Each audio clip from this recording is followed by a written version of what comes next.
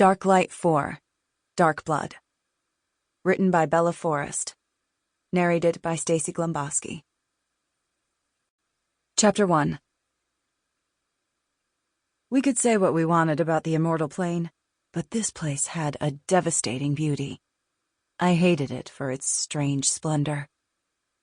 When I first laid eyes on the cityscape in my sleep-addled state, I thought for half a second that somehow the Harvester had suckered us, rowing us to San Francisco instead. The Immortals had built dwellings and streets on sharp hills that nearly reached our height on the cliff. The streets, which appeared as streams of light, swooped down through buildings that rimmed the seaside. A gigantic, glittering bridge connected to an island half a mile or so out to sea. Yesterday, we had all watched in horror as Kono, a vampire I'd met at the Hive, was caught by hunters, a group of sadistic immortal rulers. It also meant the safe house we'd intended to use as a base during our mission had either been raided already, or likely would be, soon after Kono was tortured for information. Even more frustrating was that we'd been unable to leave the cliff for the rest of the day and the following night due to rolling patrols of hunters moving around the edge of the city, likely looking for any more vampire incursions. After an unwilling but sorely needed rest, we were finally ready to plot our invasion strategy from our vantage point.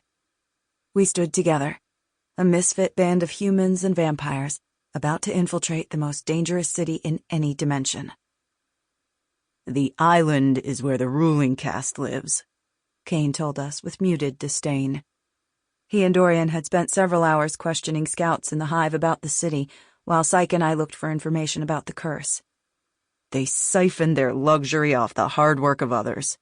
It's where we'll find the Immortal Council, the rulers of the rulers, sitting around talking about whatever monsters discuss." He sneered in the island's direction. I marveled at the city.